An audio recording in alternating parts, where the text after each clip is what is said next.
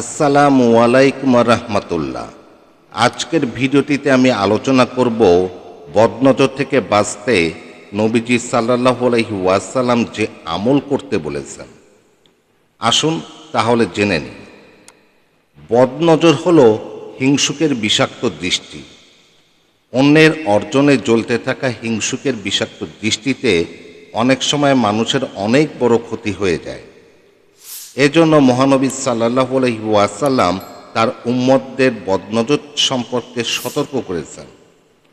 আবু হুরায়রা রাদিয়াল্লাহু আনহু থেকে বর্ণিত যে রাসূল সাল্লাল্লাহু আলাইহি ওয়াসাল্লাম বলেছেন, বদনজর লাগা একটি সত্য ব্যাপার। সূত্র আবু দাউদ, হাদিস নম্বর 3879। অর্থাৎ মানুষের কুদৃষ্টি আসলেই প্রভাব ফেলে। তাই নিজেকে এবং নিজের সন্তান সন্ততি ও সম্পদকে মন্দ লোকের কুদৃষ্টির আড়ালে রাখার চেষ্টা করতে হবে।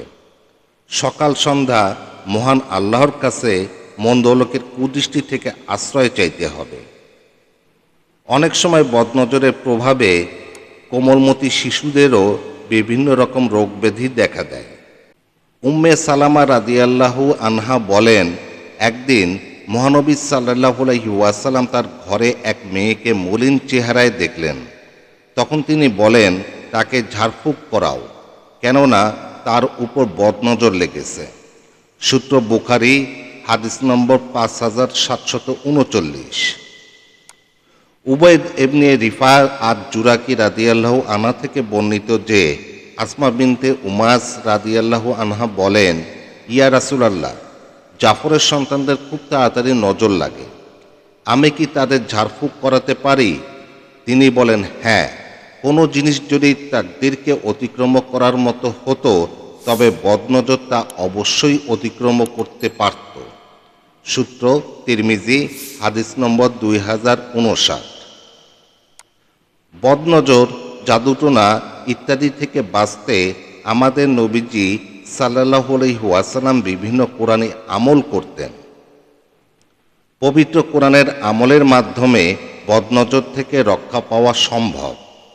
পবিত্র কোরআনের 2টি সূরা আছে, তার উপর নিয়মিত আমল করলে বদনজর থেকে রক্ষা পাওয়া যায় বা সহজ হয়। সাহাবী আবু সাইদ খুদরি রাদিয়াল্লাহু আনহু বলেন, রাসূল সাল্লাল্লাহু আলাইহি ওয়াসাল্লাম মুআউযাতাইন অর্থাৎ সূরা ফালাক ও সূরা নাস নাজিল না হওয়া পর্যন্ত জিন ও বদনজর থেকে পানাহ চাইতেন। পরে 2টি সূরা নাজিল হওয়ার পর এই 2টিকেই গ্রহণ করেন, তাছাড়া অন্য সব ছেড়ে দেন। সূত্র তিরমিজি, হাদিস নম্বর 2058। নবীজি সাল্লাল্লাহু আলাইহি ওয়াসাল্লাম এই 2টি সূরা পড়ে বিশেষ পদ্ধতিতে পুরো শরীরে মুছে নিতেন। বিভিন্ন হাদিসে এই 2টি সূরার মাধ্যমে বদনজর থেকে বাঁচার আমলের পদ্ধতি পাওয়া যায়। আয়েশা রাদিয়াল্লাহু আনহা বলেন, রাসূলুল্লাহ সাল্লাল্লাহু আলাইহি ওয়াসাল্লাম আপন বিছানায় আসতেন, তখন তিনি তার উভয় হাতের তালুতে সূরা ইখলাস ও মুআউযাতাইন অর্থাৎ সূরা ফালাক ও সূরা নাস পড়ে ফুঁক দিতেন। তারপর উভয় তালু দ্বারা আপন চেহারা ও 2 হাত শরীরের যতদূর পৌঁছায় ততদূর পর্যন্ত মাসাহ করতেন। আয়েশা রাদিয়াল্লাহু আনহা বলেন, এরপর রাসূল সাল্লাল্লাহু আলাইহি ওয়াসাল্লাম যখন অসুস্থ হন তখন তিনি আমাকে অনুরূপ করার নির্দেশ দিতেন। ইউনুস রহমতুল্লাহ আলাইহি বলেন, আমি ইবনে শিহাব রহমতুল্লাহ আলাইহিকে যখন তিনি তার বিছানায় শুতে যেতেন তখন অনুরূপ করতে দেখেছি। সূত্র বুখারী, হাদিস নম্বর 5748। অন্য হাদিসে অবশ্যই সূরা ইখলাস পড়ারও বর্ণনাও পাওয়া যায়। অর্থাৎ নবীজি সাল্লাল্লাহু আলাইহি ওয়াসাল্লাম সূরা ইখলাস, সূরা ফালাক, সূরা নাস পড়ে 2 হাতে ফু দিয়ে পুরো শরীর মুছে নিতেন।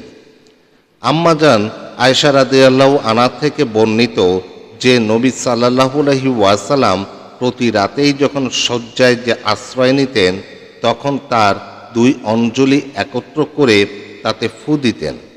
সে সময় কুল হু আল্লাহু আহাদ, কুল আউযু বিরাব্বিল ফালাক এবং কুল আউযু বিরাব্বিন নাস পাঠ করতেন। তারপর উভয় হাতে যথাসম্ভব দেহে মাসহ করতেন। মাথা, চেহারা ও শরীরের সামনের দিক থেকে তিনি তা শুরু করতেন। এভাবে তিনি 3 বার করতেন।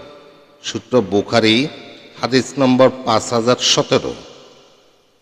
বদনজর থেকে বাঁচার আরেকটি চিকিৎসা হলো, যার বদনজর লেগে যায় তাকে অজু করিয়ে অবশিষ্ট পানি দিয়ে বদনজরে আক্রান্ত ব্যক্তিকে অজু গোসল করানো। রাসূল সাল্লাল্লাহু আলাইহি ওয়াসাল্লাম নিজে এভাবে বদনজরে আক্রান্ত ব্যক্তির চিকিৎসা করেছেন। আবু উমামা ইবনে হুনাইফ রাদিয়াল্লাহু আনহু বলেন, আমের ইবনে রাবিয়া রাদিয়াল্লাহু আনহু সাহাল ইবনে হুনাইফ রাদিয়াল্লাহু আনহুর কাছ দিয়ে যাচ্ছিলেন।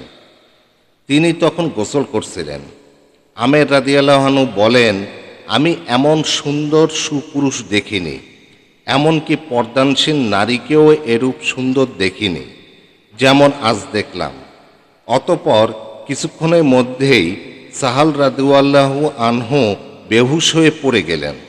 তাকে নবী সাল্লাল্লাহু আলাইহি ওয়াসাল্লামের কাছে নেওয়া হলো এবং তাকে বলা হলো, ধরাশায়ী সাহালকে রক্ষা করুন। তিনি জিজ্ঞাসা করলেন, তোমরা কাকে অভিযুক্ত করছো? তারা বলল, আমের ইবনে রাবিয়াকে। তিনি বলেন, তোমাদের কেউ বদনজর লাগিয়ে তার ভাইকে কেন হত্যা করতে চায়? তোমাদের কেউ তার ভাইয়ের মনোমুগ্ধকর কিছু দেখলে যেন তার জন্য বরকতের দোয়া করে। অতঃপর তিনি পানি নিয়ে ডাকলেন। অতঃপর আমেরকে অজু করতে নির্দেশ দিলেন।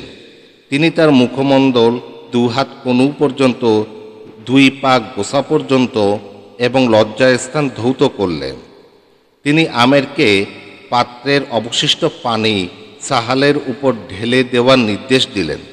তিনি সাহালের পিছন দিক থেকে পানি ঢেলে দেওয়ার জন্য আমেরকে নির্দেশ দেন। সূত্র ইবনে মাজাহ, হাদিস নম্বর 3509।